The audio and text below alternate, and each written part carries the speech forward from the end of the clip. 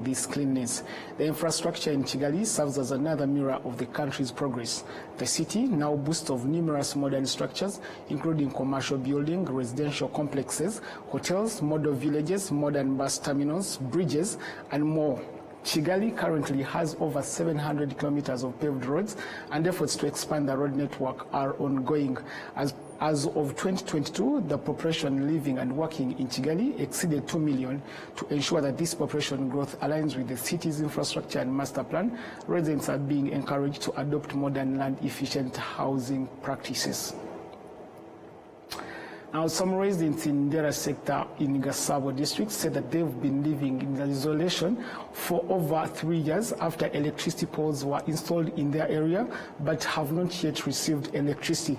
The Rwanda Energy Group has explained that the delay was caused by a contractor who failed to fulfill the obligation of the tender. However, REG says that these residents will receive electricity before the end of this year.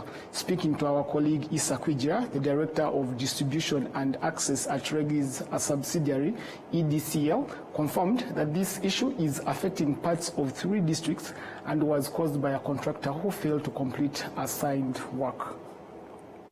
We had the budget to implement that project, and our target was to reach 100% electrification in the city of Kigali at least.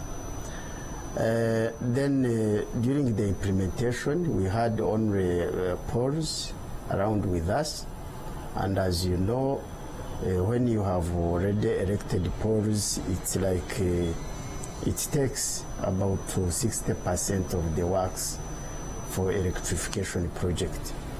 So we had already had the poles on ground, and we had given out the contract for supply of cables. But unfortunately, the cable supplier did not honor the contract, and eventually terminated the contract. And we used that budget for that year for other works, so as not to lose it. But unfortunately, the previous years we could not secure the same budget from the government.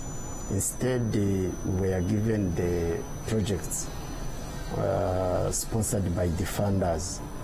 And we had to process the funding process. But as we are speaking, we have now the budget, we have started the procurement of materials, and our plan is to get the materials by at least September this year, and by the close of the year we shall have electrified every part, not only in Gasabo district.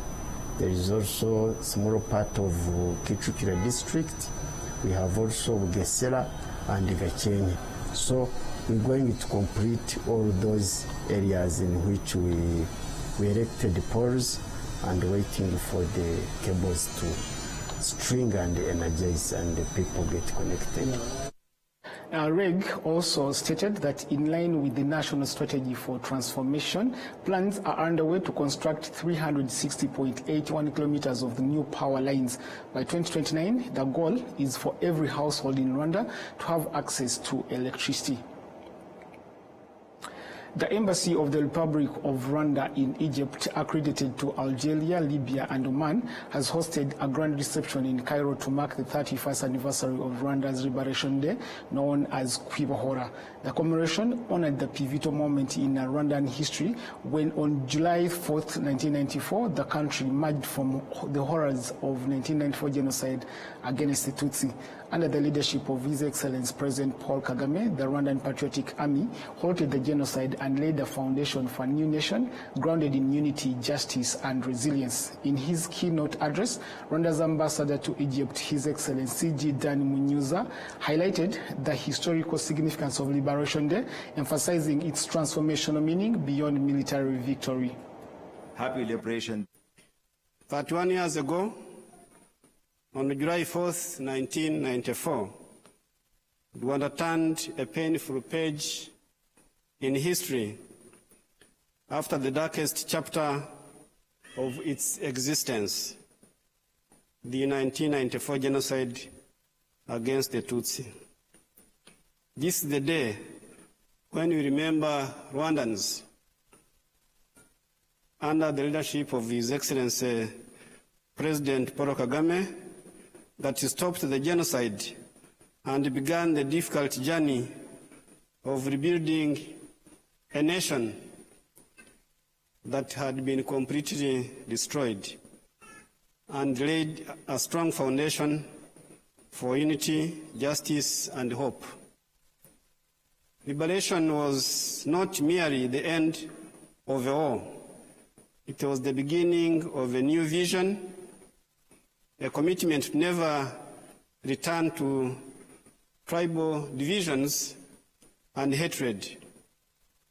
It was a promise to create a nation where all Rwandans, regardless of background, could live together in dignity, peace, and mutual respect. Since 1994, Rwanda has transformed remarkably. It has built institutions that serve the people, invested in health and education, empowered women and youth, embraced innovation, and became a trusted, strong defense and security force that protects the country and contributes to peace and security of other countries. In his remarks, the ambassador also touched on regional peace and security challenges, particularly ongoing instability in eastern DRC. He praised the peace agreement recently signed between Rwanda and DRC in Washington, D.C., and reiterated Rwanda's commitment to lasting peace in the Great Lakes region.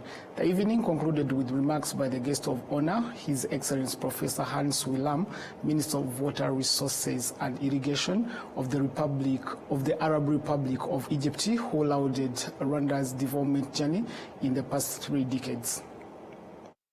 This day marks not only the liberation of a proud and resilient nation, but also the triumph of unity, courage, and the unwavering determination of the Rwandan people. It serves as a reminder that even from the darkest chapter, a nation can emerge stronger, wiser, and more resolute. Rwanda's extraordinary progress over the past 30 years is a true reflection of a visionary leadership, national healing, and a steadfast commitment to inclusive growth and development. Your Excellencies, distinguished guests, Egypt and Rwanda share not only the waters of the Nile, but also a deep-rooted friendship and a shared vision for sustainable development and regional stability. Our partnership reflects meaningful cooperation in areas like water management, education, health, and capacity building. The celebration featured Rwandan cultural elements, networking opportunities, and a showcase of the country's tourism and investment potential, where guests were invited to explore Rwanda's breathtaking destinations, from mountain gorilla trekking in Volcano National Park to Big 5 safaris in Akagera. Peace.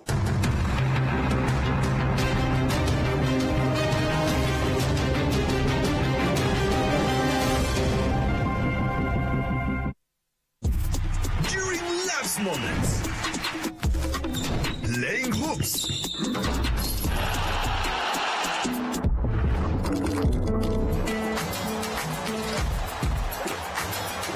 Giving away.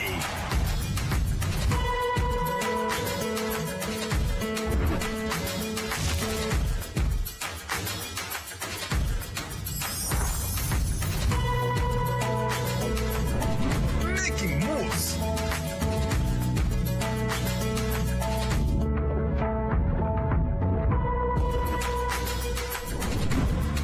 Breakfast with family.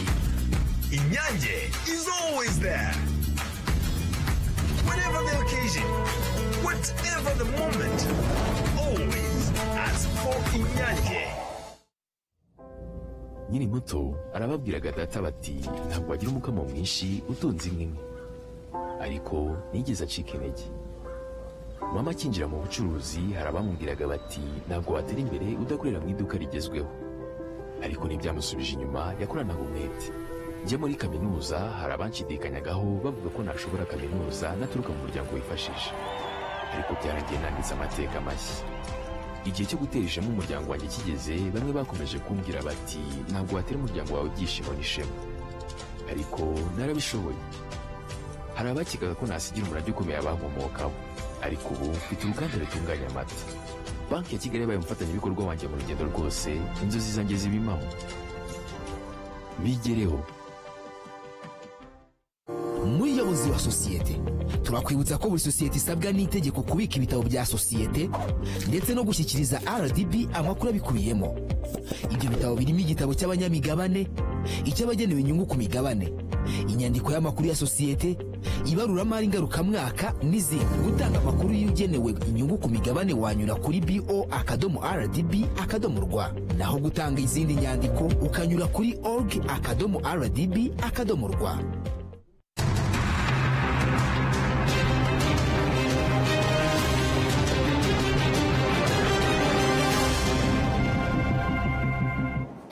Welcome back from that very short break. On the international scene, China has the world's biggest and most advanced high-speed rail network, and it is helping other countries build similar systems. The rail technology is becoming an increasingly effective diplomatic tool for Beijing. Al Jazeera has the details. On any given day, hundreds of bullet trains zoom across China, moving passengers between cities at speeds of up to 350 kilometers per hour. It's the largest high-speed rail network in the world, and Beijing is using it to expand its global reach. China's high-speed trains have the fastest speed. Our technology is the most comprehensive, and our operating scenarios are the richest. Therefore, we can provide Chinese wisdom for international high-speed rail. China's eagerness to share its expertise was on display at the World Congress on High-Speed Rail in Beijing, which was attended by people from 60 countries, including officials from Pakistan who want to build on existing Chinese cooperation in freight and light rail projects. We are hoping that when we make our project, when we finalize the feasibility, we bring it to the table, the Chinese government will come in, maybe as an investor, maybe as a partner in technology, and we'll have one of the best high-speed rails in Pakistan. Advocates of the technology say it lowers carbon emissions and stimulates economic activity. The Beijing to Tianjin route was the first high-speed rail line to open in China in 2008. It used to take 2 hours to travel between the cities. Now, passengers can complete the journey in about 30 minutes. The country's network now covers almost all cities with a population of over 500,000 and shuttles 16 million people per day. The trains are also central to China's Belt and Road Infrastructure Initiative. Completed projects include lines in Laos and Indonesia. New routes connecting China to Thailand and to Kyrgyzstan and Uzbekistan are underway. But some have faced problems. A lot of the time they're under capacity. They are not really benefiting the people who live in that country so much as sort of the people in power or the people in Chinese businesses who are using them. And sometimes they are indebting the country. China's first European project, a line connecting Hungary to Serbia, has faced scrutiny from the EU, which is wary of Beijing's growing influence. But for those attending this summit, the benefits outweigh the concerns. They consider the convenience and connectivity offered by the technology to be a fast track to the future. Katrina Yu, Al Jazeera, Beijing. To more international news, a mystery interstellar object spotted last week by astronomers could be the oldest comet ever seen, according to scientists, and this is named the 3I Atlas. It may be 3 million years older than our own solar system. The team from Oxford University has suggested. BBC with the details. This is the first we saw of it, a mysterious interstellar object. It is only the third time we have detected an object that has come from beyond our solar system. As far away as the planet Jupiter, 3I Atlas was discovered last week, and astronomers raced to identify it. Now they think they have. This means that 3I is almost certainly the oldest comet we have ever seen, by about 4 billion years. Scientists from Oxford University presented their findings today at the Royal Astronomical Society meeting in Durham. The discovery is really exciting. I've just finished my PhD, where I spent 4 years predicting what the population of interstellar objects is going to look like. And for the first time in that time, we have new data to apply these predictions to and make comparisons and do some really interesting science. So it's absolutely fantastic. Our range says that it's probably older than kind of 7 or 8 billion years. The Sun and the solar system and the Earth only formed about 4.5 billion years ago. So it could easily be twice as old as the planet we're stood on, the sun that's shining on me now, and every single other comet that we've seen so far. The team think the comet originated here, in the Milky Way, from a place called the Thick Disk, full of ancient stars. Its orbit seen here in red dotted lines. When it approaches the Sun later this year, 3I Atlas could leave a tail of blazing dust visible from Earth. Before this, only 2 interstellar objects had ever been seen. Now, with the newest telescope, Vera Rubin in Chile, starting an immense celestial survey, we could find many more of these remarkable visitors. Georgina Ranard, BBC News. And now with that report, we come to the end of our bulletin tonight. My name is William Evans. We wish you a very good week, especially that fans of Chelsea team. Good night, good luck.